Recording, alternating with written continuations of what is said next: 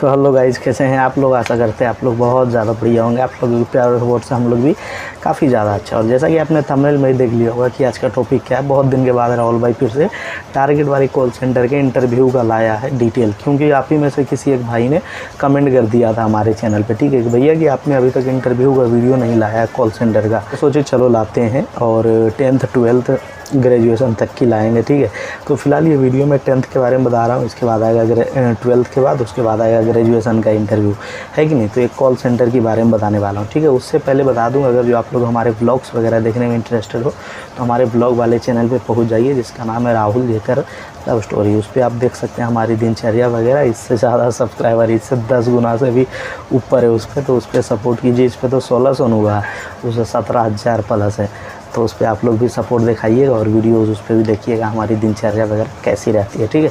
चलिए यहाँ बात करते हैं मुद्दे की, कि जैसा कि मैंने बता दिया कॉल सेंटर के बारे में बताऊंगा। तो कॉल सेंटर का वीडियो बनाया हुआ काफ़ी दिन हो गया, तो पहले आप लोगों को समझा देते हैं कि कॉल सेंटर होता क्या।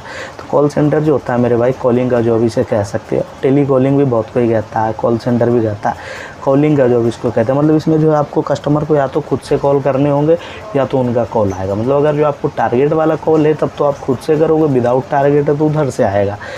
नॉर्मल सी बात है। जैसे कि आपको कुछ समझाने के लिए बात बता दूँ, टारगेट वाली कैसी होती है और विदाउट टारगेट वाली। तो चलिए सबसे पहले विदाउट टारगेट वाली की बात करते हैं हम। तो विदाउट टारगेट वाली कॉलिंग की जॉब होती है, जैसे कि आप फ्लिपकार्ट से, अमेज़ॉन से कोई प्रोडक्ट मंगाए, वो प्रोडक्ट में कुछ प्रॉब्लम आ गया या कुछ आपको कस्टमर सपोर्ट से बात करना है, तो आप उल्टा उन्हें कॉल करते हो। तो ये हो गया विदाउट टारगेट वाली जॉब, क्योंकि उनको टारगेट नहीं दिया गया कि आपको पर डे इतना लोगों से बात करना, ये करना है तब मिलेगा सैलरी, ऐसा नहीं है। उसमें अब ज़बरदस्ती किसी से फ़ोन करवा लेगा, चलो अपने हाथ में मोबाइल रहे तब हम कॉल कर देंगे, उधर से हम कहाँ से कॉल करवाएंगे, इसी बात को समझिए। तो उधर से आएगा कॉल, ये हो गया विदाउट टारगेट। और टारगेट वाली में क्या होता है कि आपको कॉल करना है, जैसे क्रेडिट कार्ड वगैरह होता है सेल्स करने का जॉब, जैसे SBI का क्रेडिट कार्ड्स हो गया, HDFC का हो गया। देखिएगा आप मेट्रो वगैरह में अक्सर सफ़र कीजिएगा तो मेट्रो के पास बहुत लोग मिलेंगे कि सर आपको क्रेडिट कार्ड वगैरह लेना चाहेंगे, सर आप क्रेडिट कार्ड लेंगे, तो उसके लिए वो जो करते रहते हैं वो टारगेट का उनका काम होता है। ये उनको समझ लीजिए डायरेक्ट रोडों पे भी आकर के कर रहे हैं, वो ऑफिस से भी कॉलिंग पे भी कर सकते हैं। ये होता है टारगेट वाली जी, आपको शॉर्टकट में हम समझा देंगे। चलिए अब इसी की इंटरव्यू की बात करते हैं कि इसका इंटरव्यू कैसे होता है, क्योंकि मैंने इंटरव्यू दिया है।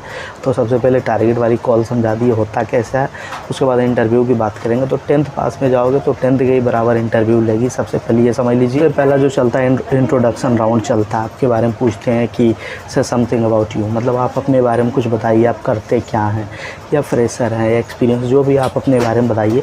तो जैसे कि मैं दूंगा तो आप वहाँ हिंदी इंग्लिश दोनों लैंग्वेज में दे सकते हो, ज़रूरी नहीं है कि आप इंग्लिश में ही वहाँ इंटरव्यू दो, आप हिंदी में भी दे सकते हो, कोई प्रॉब्लम नहीं है। बोथ लैंग्वेज आप अप्लाई कर सकते हो वहाँ पे, ठीक है। बिकॉज वो नेशनल नहीं है, इंटरनेशनल, मतलब इंटरनेशनल नहीं है, वो नेशनल है, तो आप लैंग्वेज यूज़ कर सकते हो, यहाँ कोई दिक्कत नहीं। तो आप हिंदी में ही बोल देना और क्या, कि मेरा नाम राहुल कुमार है, मैं बेसिकली तो हूँ बिहार से, but currently staying in Delhi, इस जगह पे, और मैं फ़िलहाल फ्रेशर हूँ या एक्सपीरियंस हूँ, और अपने बारे में सब कुछ बता दीजिए। अगर जो फ्रेशर हो तो वो शॉर्टकट हो गया। अगर जो आपको एक्सपीरियंस हो तो पूछेगा जी कहिए क्या चीज़ में आप एक्सपीरियंस है आपका, तो सर ऐसा है मैं एक्सपीरियंस हूँ डेटा एंट्री पहले करता था, या फिर आप कहोगे मॉल में करता था, या फिर कॉलिंग में कहोगे।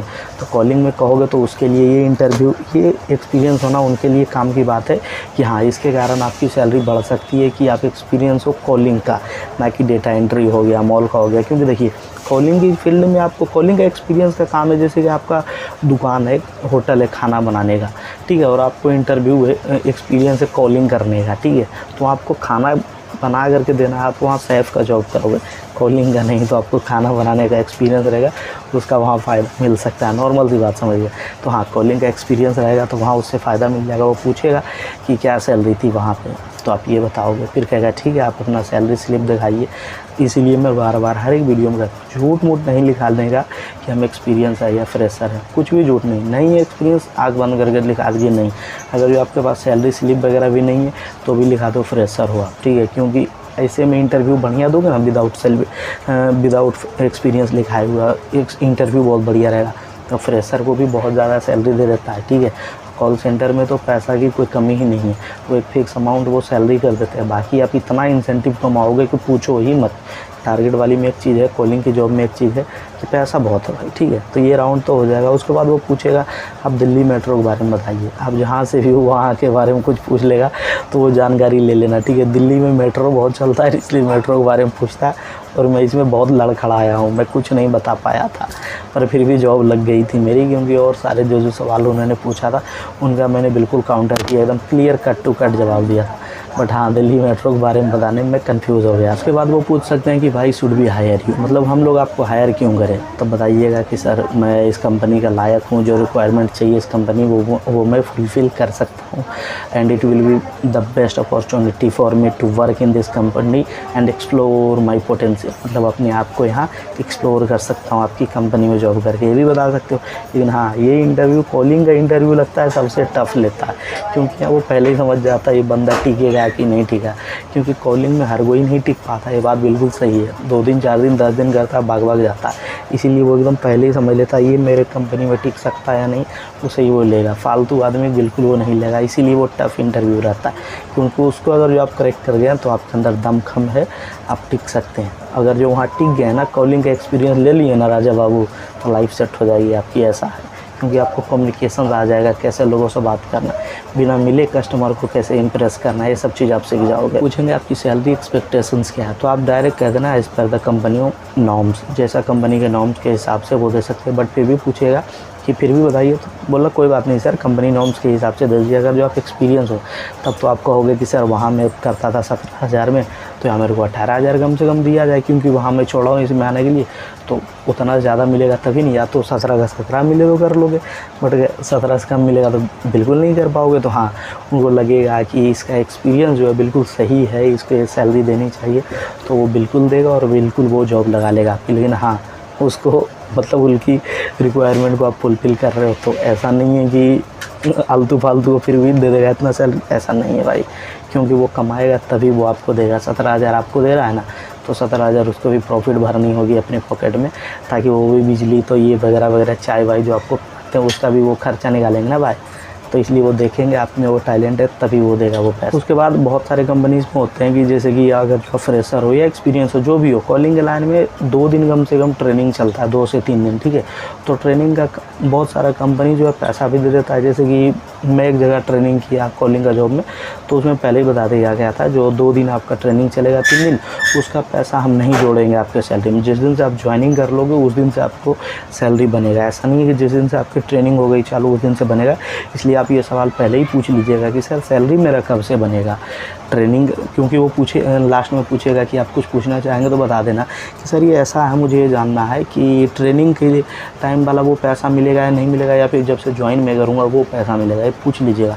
बहुत सारी कंपनी ट्रेनिंग की पैसा देती है, बहुत सारी कंपनी नहीं देती है। कॉलिंग में अक्सर नहीं देती है, लेकिन बहुत सारा कॉलिंग देती है, क्योंकि मैं ट्रेनिंग किया हूँ तो उसका भी मुझे पैसा मिला। इसमें डॉक्यूमेंट्स क्या क्या लगते हैं ये भी आया होगा आपके मन में सवाल। तो अगर जो आप 10th के लिए गए, क्योंकि मैंने इसमें पहले ही बता दिया कि मैं 10th के बारे में बताऊँगा, तो 10th का आपका ले लेगा, देखिए मार्कशीट ले लेगा, ठीक है, बस मार्कशीट ही लेगा, मार्कशीट बोल रहा हूँ, मार्कशीट लेगा और आपका एक सर्टिफिकेट लेगा, दोनों का फ़ोटोकॉपी लेगा, पैन कार्ड का फ़ोटोकॉपी, आधार कार्ड का फ़ोटोकॉपी, आप जहाँ रह रहे हो वहाँ का बिजली बिल ले सकता है, क्योंकि बहुत सारी कंपनीज़ पुलिस वेरिफिकेशन वगैरह करती है कि आलतू फालतू लोग को तो नहीं दे रहे भाई, तो इसलिए वो वेरिफिकेशन करती है बहुत सारी कंपनी। कुछ वेरिफिकेशन नहीं, बट हाँ डॉक्यूमेंट, आधार, पैन सब कुछ लेगा, ऐसा है भाई, और इजीली आपको जॉब मिल जाएगी। चलिए इस वीडियो को यहीं रोकना चाहेंगे, जो समझाना था समझा ही दिया। आप कमेंट कीजिएगा तो 12th के बारे में भी आ जाएगी, कमेंट कीजिएगा तो ग्रेजुएशन के बारे में भी आ जाएगी, और आपके मन में और भी डाउट्स हो तो उसके लिए भी कमेंट कर दीजिए, उस पॉइंट पे भी वीडियो ला देंगे, है कि नहीं।